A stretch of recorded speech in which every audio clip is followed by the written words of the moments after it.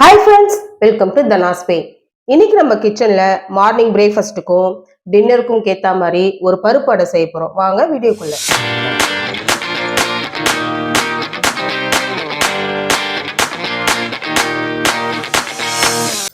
அடை செய்யறதுக்கு நம்ம பருப்பு அரிசியெல்லாம் ஒரு 2 மணி நேரம் ஊற போட போறோம். ஃபர்ஸ்ட் ஒரு கப்பு ரைஸ் எடுத்திருக்கோம், புழுங்கல் அரிசி.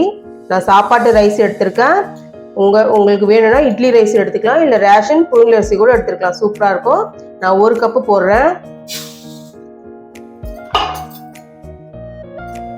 இந்த சின்ன கப்பில் ஒரு கப் ஃபுல்லாக கடலைப்பருப்பு, அதே கப்பில் சிறுபருப்பு,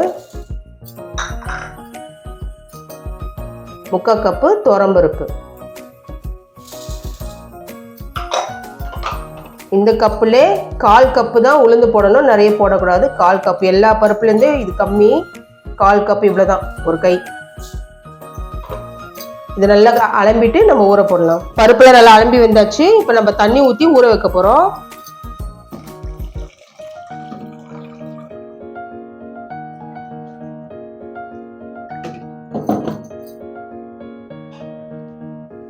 இது கூடவே ஒரு 10 காஞ்சி மிளகாய், அது ஊறட்டும். 2 ஸ்பூன் சீரகம், ஒரு கட்டி பெருங்காயம் போடுறேன். அடைக்கு இந்த மாதிரி கெட்டி பெருங்காயம் போட்டால் வாசனை நல்லா இருக்கும், டேஸ்ட்டும் சூப்பராக இருக்கும். அதையும் லைட்டாக போட்டு ஊற வச்சுக்கலாம். 2 மணி நேரம் ஊறணும், அப்புறம் பார்க்கலாம்.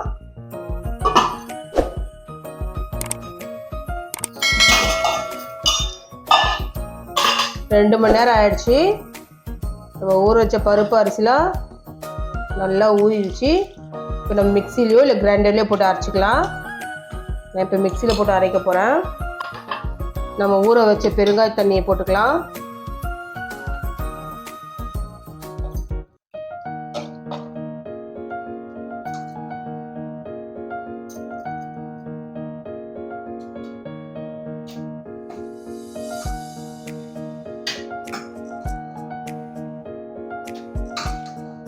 நல்லா ரவை பதத்துக்கு நம்ம அரைக்கணும்.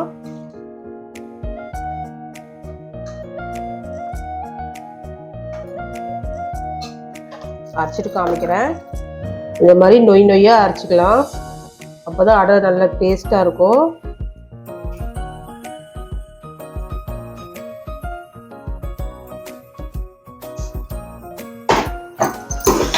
எல்லாத்தையும் அரைச்சிட்டு வந்தாச்சு.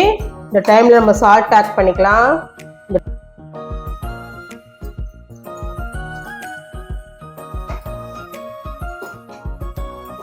சால்ட்டு கலந்துட்டு நம்ம தாளிப்பு கொடுத்து இப்போயே செஞ்சு சாப்பிட்டுக்கலாம். அப்படி இல்லைன்னா ஒரு அரை மணி நேரம் அப்படியே வச்சுட்டு கொஞ்சம் லைட்டாக புளிப்பு எண்ணெய் பிறகு செஞ்சால் டேஸ்ட் வேறு லெவலில் இருக்கும். நான் அப்படி தான் செய்ய போகிறேன். ஒரு அரை மணி நேரம் ரெஸ்ட்டில் விட்டுடலாம்.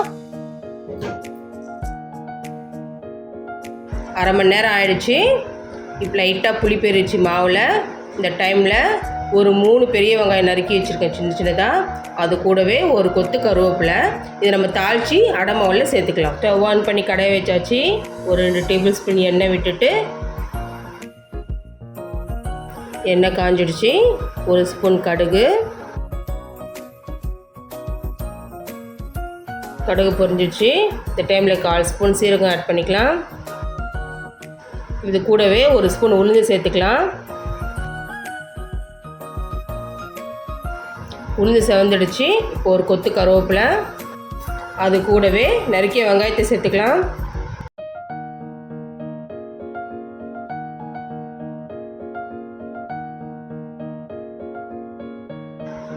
வெங்காயம் லைட்டாக வதங்கினா போதும். கலர் மாறின பிறகு நம்ம மாவில் சேர்த்துக்கலாம்.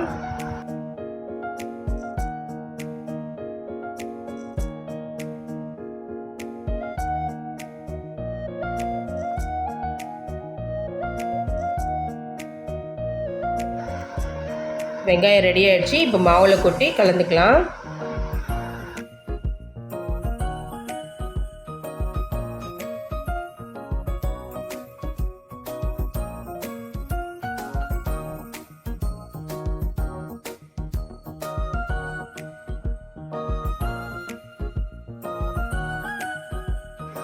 நல்லா கலந்து விட்டுட்டு உப்பு பத்தலைன்னா உப்பு சேர்த்துக்கலாம்.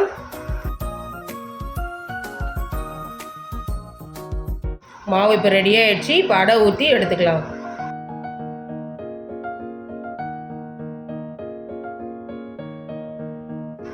மாவை திக்காவும் ஊற்றிக்கலாம், இல்லை மெலிசாவும் நம்ம இட்டுக்கலாம். எப்படி ஊற்றினாலும் நம்ம லிட்டு போட்டு மூடி போட்டு சிம்மில் வச்சு வேக விட்டு எடுத்துக்கணும். இது கூட நிறைய எண்ணெய் பிடிக்கும், அப்போ தான் டேஸ்ட்டு சூப்பராக இருக்கும்.